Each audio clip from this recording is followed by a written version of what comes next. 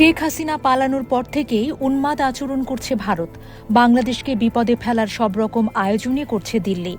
একটু এদিক থেকে ওদিক গেলেই দিল্লি থেকে শুরু হয় নানা কাণ্ড, আসে বিবৃতি, ওঠে সমালোচনার ঝড়। অথচ দিল্লি তার বুকের উপর নিরাপদে বসিয়ে রেখেছে বাংলাদেশের কসাইদের, যারা ২০২৪ সালের জুলাই আগস্ট গণঅভ্যুত্থানের সময় নির্বিচারে গণহত্যা চালিয়েছে। তাদের এমন আপ্যায়ন কূটনীতিকভাবেও দৃষ্টিকটু। পলাতক শেখ হাসিনা দিল্লিতে বসে একের পর এক উস্কানি দিচ্ছেন। নিয়মিত দিল্লির যোগাযোগ ডিভাইস ব্যবহার করে বাংলাদেশে থাকা নেতাকর্মীদের সাথে হিংসামূলক আচরণ করছেন। এমনকি সেই ফোন আলাপে তিনি হত্যার মতো নানা হুমকিও দিচ্ছেন। তবে ভারতের তাতে টনক নড়ছে না। তাদের কাছে বারবার হাসিনাকে ফেরত দেওয়ার দাবি জানালেও দিল্লি নির্বিকার। উল্টো তারা বাক স্বাধীনতার গল্প শুনিয়ে হাসিনার পক্ষে সাফাই গাইছে।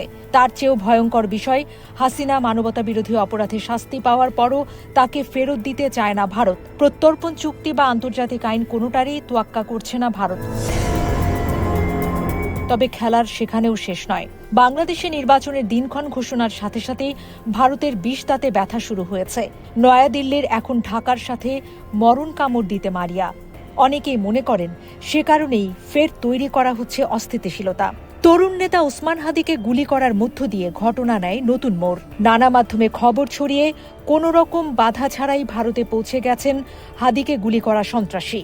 সেখানে সবচেয়ে বড় প্রশ্ন, যেখানে সীমান্তের কাছাকাছি বাংলাদেশি পিঁপড়ে দেখলেও বিএসএফ গুলি ছোড়ে, সেখানে হাদিকে হত্যা চেষ্টাকারী এমন বিনা বাধায় ভারতে গেল কি করে? এরপর ঘটে আরও এক আজব কাণ্ড। খোদ ভারতীয়রা হাদিকে গুলিকারী ব্যক্তিকে নিজেদের এজেন্ট দাবি করে এক্সের মতো প্ল্যাটফর্মে প্রকাশ্যে পোস্ট দেয়, উল্লাস প্রকাশ করে। এমনকি জুলাই বিপ্লবের আরও নেতাকে এমন ঘটনার শিকার হতে হবে বলে প্রকাশ্যে হুমকিও দেয়। সেই হুমকিদাতাদের মধ্যে ভারতের ক্ষমতাসীন দল বিজেপির অনেক নেতাকর্মীও আছেন। ঢাকা ভারতের রাষ্ট্রদূতকে তলব করে এসব বিষয়ে জানালে দিল্লির আঁতে ঘা লাগে। আরও বেপরোয়া হয়ে ওঠে খোদ রাষ্ট্র ভারতও ইশারা ইঙ্গিতে চোখ রাঙায়। হুমকিদাতাদের আইনের আওতায় না এনে উল্টো বাংলাদেশের দিকে আঙুল তোলার ঘটনা আরও প্রশ্ন জাগায়। তবে কি বিপ্লবের নেতাদের টার্গেট করছে ভারত?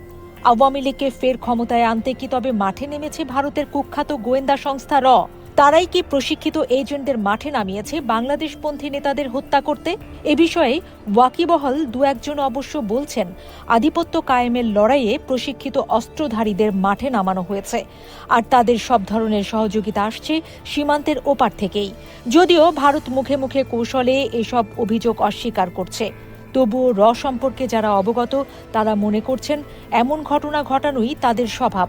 তারা যে কোনো মূল্যে রক্তের হোলি খেলা খেলে হলেও বাংলাদেশকে অস্থিতিশীল করতে চায়, ধরে রাখতে চায় নিজেদের প্রভাব বলয়।